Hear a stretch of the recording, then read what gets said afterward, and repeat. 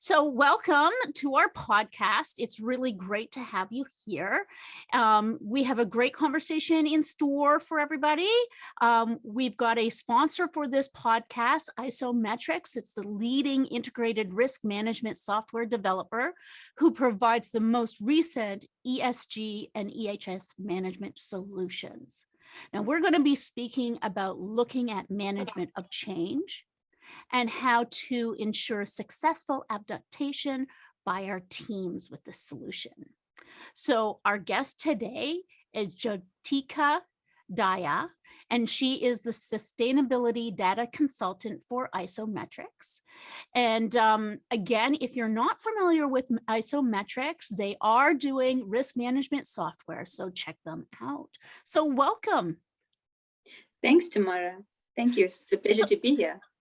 Yeah. So tell us a little bit, how did you get to start to work at IsoMetrix? How long have you been in there? Sure. So I've been in the environmentals and sustainability field for the past 10 years. I started off working in the SHEC environment, so pure risk management environment. And then after that, I moved into an environmental consulting space. And from there, I took a major leap into risk management software. So that's GRC software, which is IsoMetrix. And it's been an adventure, I think, since then. It's been an adventure growing with the company and then also seeing how the company has grown over the past few years. Great. Jyotika, am I saying your name right? Yes, that's right. Okay, great. Yes.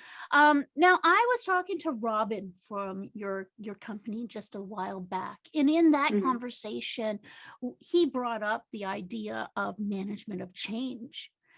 And so it got me thinking about, like, how do you know when you're doing your planning and you're wanting to bring things out, how do you know if you even need management of change? And is it really required, or is this just something that people like to talk about?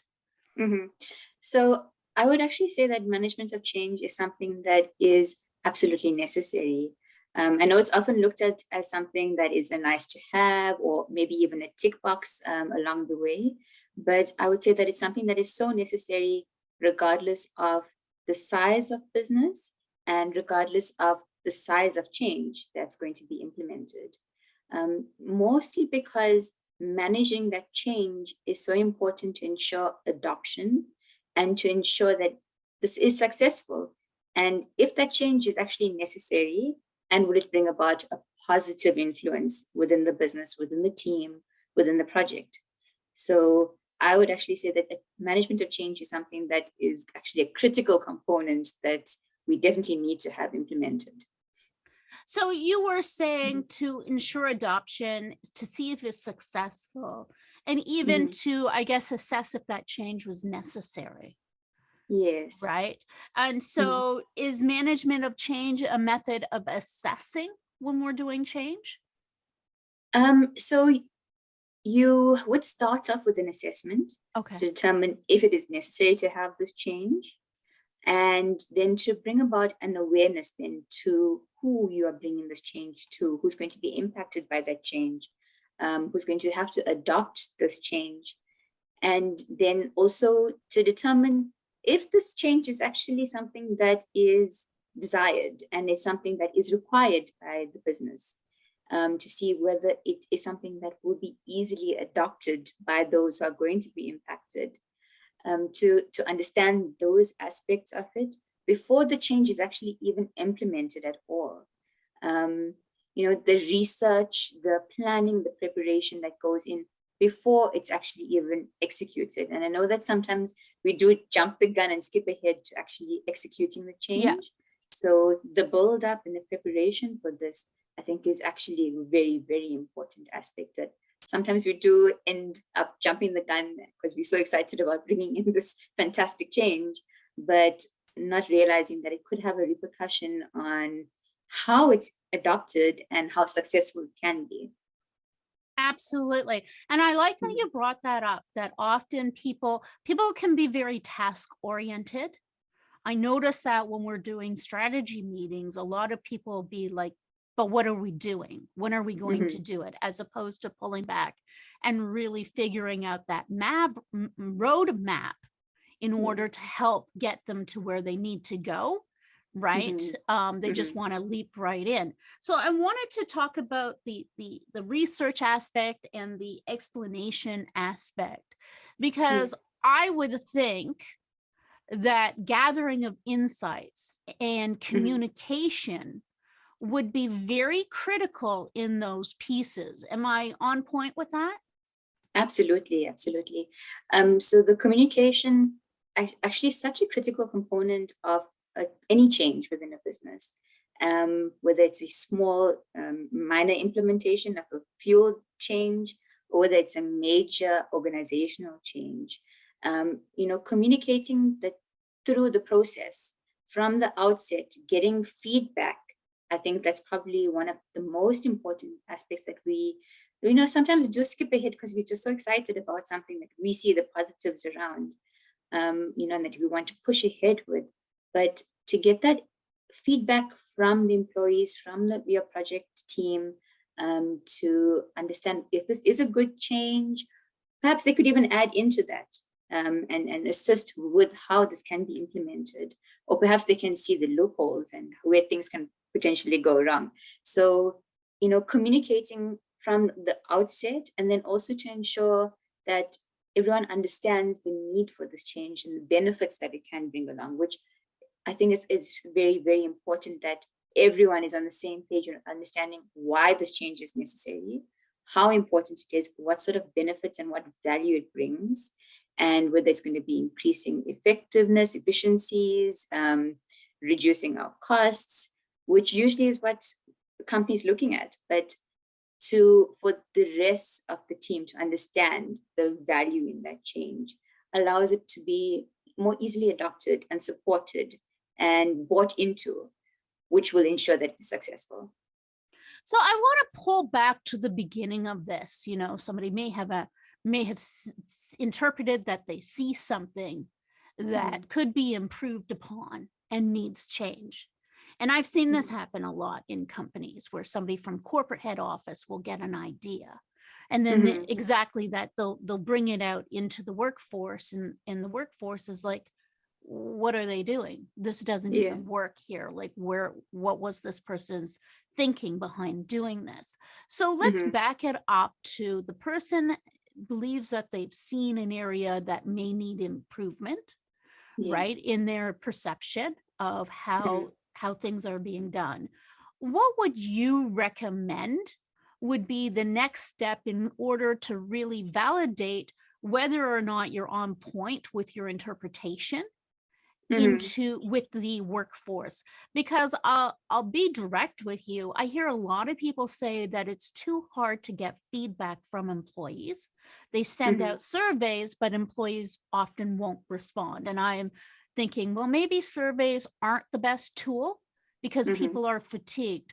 So what is your suggestion to kickstart getting those insights back? And what kind of tools could we be using that might be more effective than sending out an email or a survey? So quite often, the company needs to be sensitized to the change before it even starts being implemented. So becoming sensitive and understanding that you value your workforce, you respect them, so you bring them into that decision-making process. Simply sending an email to make them aware of it is great, but you almost have to take the next step forward and say to them, give us your input, and whether that's creating forums where you actually have a one-on-one and we have discussions with them, or whether it's through the reporting chain where they are allowed to ask questions, where they're allowed to give feedback, where they're allowed to give input, rather than just a top-down approach where it's back and forth. And this is something that is coming through so nicely with ESG, and that we see it coming more and more to the forefront with the social issues that are coming up. And it's so interesting to see that these social issues that are being picked up, most of the time it could even have been avoided in the negative context when you have sensitized and you've created a communication and an awareness, and you've allowed for a two-way communication and feedback, whether it's from internal to the company or to the business, or even external from your community members, and to understand how they're going to be impacted and what could they give into that process and provide additional information around. Yeah, no, I think we're in a very interesting place in our society, our more modern society, with the work world. You know, we've come to an understanding that the old saying, you have to separate home and work life, is not the best and healthy way of doing it. Understanding what stress is and what somebody might be going home to helps, I know as a colleague, me be a better team player, understanding what is going on, and then I can say, oh well, now I have a better perspective. So I'm very thankful for that. Now, in our conversations, you were talking about, you know, getting this workforce buy-in is keystone. So maybe you can explain what you were meaning by that for our audience. Absolutely. So like I was saying, with the communication aspect, to sensitize your community and sensitize your employees around this change is very important, because it allows for them to understand the value of that change, to provide input, to feedback to that change, and feedback into the decision-making process. We saw this very, very prominently when we had the COVID pandemic, where all of a sudden, it wasn't even a choice that people were given, where everyone had to now start working remotely. And it was a case of adapt and keep up with the change, or unfortunately you get left behind. And we did unfortunately, heartbreakingly see many companies that did get left behind with this change. But what was interesting to see is that those that were successful included their workforce in those changes and in that decision-making process. They went back to their employees and said, this is what we are thinking of doing. What do you think? How can you feed into this? We understand that it's, you know, given the situation, maybe you have children at home, maybe you have limited internet capabilities at home, but how can we facilitate this process so that everyone wins at the end of the day?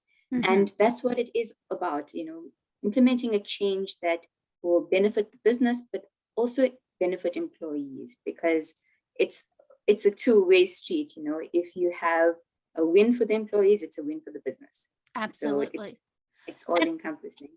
And I think also what we saw coming out of that COVID period of time was a transition in mindset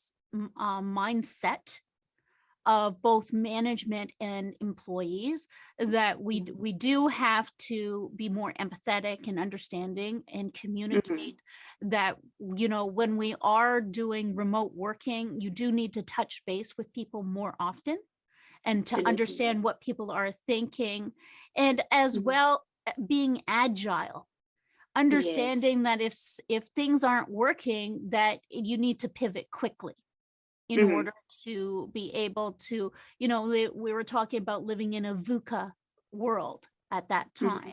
And so that really taught a lot of other people too, that mindset that it's okay. You don't have to be absolutely perfect.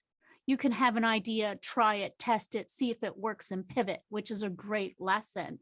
So, and I think that's a lot what brought ESG to the up to the forefront, was people being willing to be looking at these different type of mindsets and options, and then we were talking about mental health. So thinking about ESG and EH&S and business risk, can you share how important management of change is within all of these? Absolutely. So apart from the huge focus with COVID and the focus then on the S in ESG, and also then on the safety elements of the workplace, with environmental, with health and safety, with governance issues, and with social issues, we have new legislation that comes in regularly. We have new requirements that come in from, whether it's from the business, whether it's from our customers, and we have to keep up with these changes. In fact, I recently saw an interesting study where they said that by 2029, 75% of the workforce is going to be made up by millennials and Gen Z, who have a huge focus on the E and the S, the environmental and social issues. And these are a huge percentage of our workforce that are pushing for this change, pushing for more responsible companies, pushing for more responsible investment, being more aware of how their money is being used, what sort of companies they are supporting. And because of these major drivers and this major change and shifts that are coming in, we're seeing that companies have to keep up with this change. And the best way for them to do this is to manage that change and to be almost mindful, instead of just bulldozing ahead with an idea, being mindful, bringing in the employees into the decision-making process, bringing in the management team into the decision-making process. It's no longer just at a board level. It's now all the way down, that we are all becoming a part of this this decision and part of pushing forward this positive change. And it's quite an interesting thing to see, because it's fantastic. I mean, this is the direction we should be moving in. This is how we should be as a global business. You know, we should be becoming more responsible, becoming more aware, and pushing for positive change in every aspect.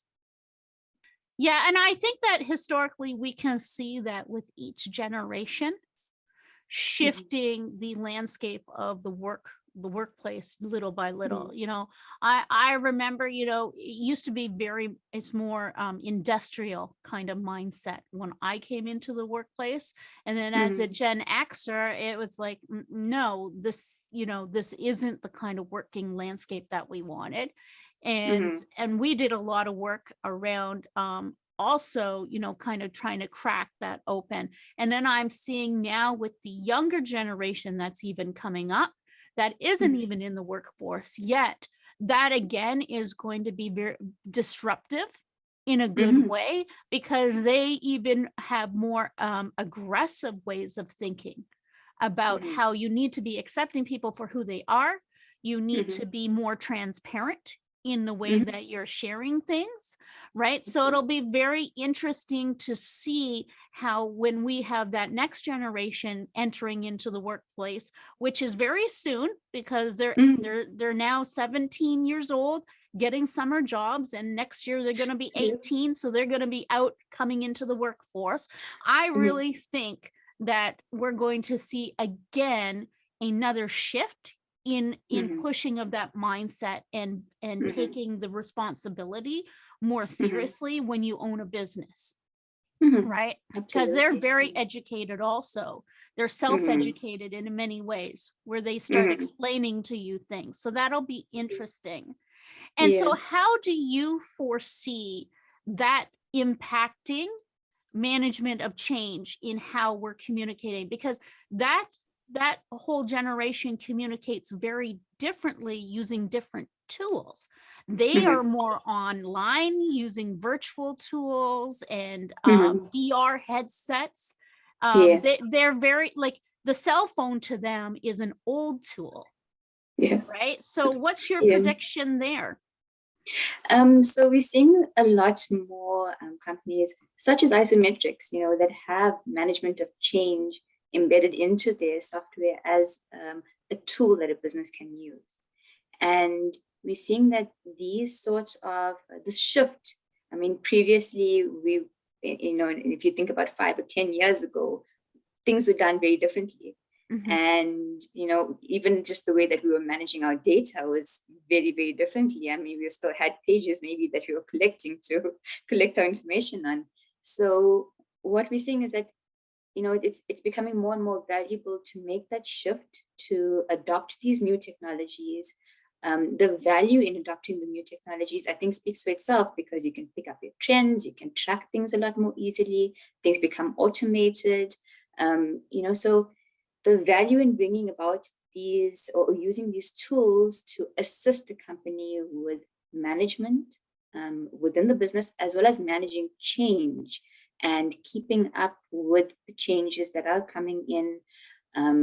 There's such a great value to it, and to ensure that a business is successful and can keep up with the times, because things are changing so quickly. I mean, just around with ESG in particular, with environmental, social, and governance, we're seeing that we have legislation that is coming out, in the next few months. So whereas something was a nice to have and a nice to do is now becoming something that's mandatory. And we saw that shift with environmental issues. We saw that shift previously with safety issues. So change is constant, and we need to be able to keep up with that change. So how we keep up with that change becomes the important factor. Absolutely. Absolutely. And I do think as the next generation comes in, they're going to even be forcing the hand of our generations about how technology is being used. Because I know the feedback that I've gotten many times is that we're behind the times, that we're not leveraging the new technology that is available to us in the most efficient and effective ways. So what are your thoughts, being from a company that is in that tech industry? What are your thoughts? Are people missing the boat? Is there more people could be doing? I think actually companies are picking up very, very quickly that they have to adapt and they have to keep up with the times. And we're seeing a lot of the major companies and with our client base as well, adopting these software technologies to keep up with the changes.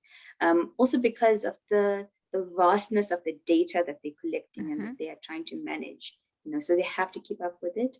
And what's quite interesting to see is that along with typical trend analysis that has been done over the years, we're now looking forward-looking and using AI, to try and trend how your future may look, and how, for example, around carbon emissions and carbon neutrality, reaching the net zero. So around those issues, we're seeing a lot more of a shift, where previously it was retrospective. Now we're forward-looking and we're thinking about how can we improve? How can we become more responsible? Don't wait for an incident to happen, become proactive about it. Yeah. So that's quite a beautiful shift that we're seeing. Yeah, and I just kind of wanted to tie this together with what we were talking about before, was communication, right? So one of the things I'm wondering is, like, how can we be leveraging these new technologies and resources in order to get those insights, to be communicating more with teams, especially on a global level? So what's quite interesting to see at the moment is that now communication is being done through this software providers in real time. So it's not waiting for an email, or maybe it could be an email that's being sent up from the system, where everyone is kept in the loop. Everyone is aware of this change. Everyone is aware that this, everyone gets a notification immediately that an incident has been logged. Then it goes to the next process. If it's a management of change, you have your different stakeholders that will be involved. During the meeting, your minutes are captured. You've got everyone sent out the minutes of the meeting immediately once it's been captured into the system. Then you go to the next process. So it's almost as if sometimes this software tool is used as a prompt to guide you through the process, as well as guide you along communicating and ensuring you have that communication in place, with a sign off from each different level, ability to give your input back into the system, or provide a comment to say, actually, I'm not okay with this. With this, maybe we should try it in this way. So the software providers are also considering that input, that two-way communication is very, very important. It's not just a matter of being fed the information from the system and getting a notification. It's also about including everyone that you need to, all the relevant stakeholders that you need to. Awesome. Well, thank you so much. Now, we are almost at the end of our time today, but before we went, and end our discussion, what I did want to ask you was, what would be your top recommendations to ensure a successful change management execution? Maybe you could give us a few of your tips. Sure. So I think the first part would be preparation, your research, your ensuring that you've done enough homework to know that this is a change that is necessary and is going to be valuable to the people of your company, to the people of community, as well as to the business. The second one I would say is being able to enable your team that is going to be a part of the change, and anyone that is going to be affected by that change, providing them the necessary resources, the necessary training, allowing them to be a part of the decision-making process as well, and being a part of the change, feeding into the change. And then, of course, following through, ensuring that this change was it actually positive? Did it bring about the required change, the required value necessary? And how was it accepted by all that are affected by it? And whether it was actually a positive.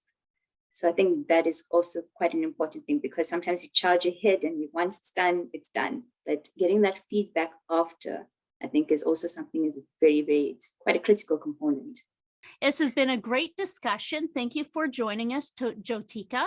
And again, we thank IsoMetrix for sponsoring this discussion today. And for those of you who don't know, IsoMetrix is a leading integrated risk management software developer, and they provide the most recent ESG and EH&S management solutions. So thank you, everybody, for joining us today on our Safeopedia podcast. And if you're looking for some great safety resources to share out with your team, please go to safeopedia.com, where we've got new resources coming out daily. Thank you, everybody, and stay safe.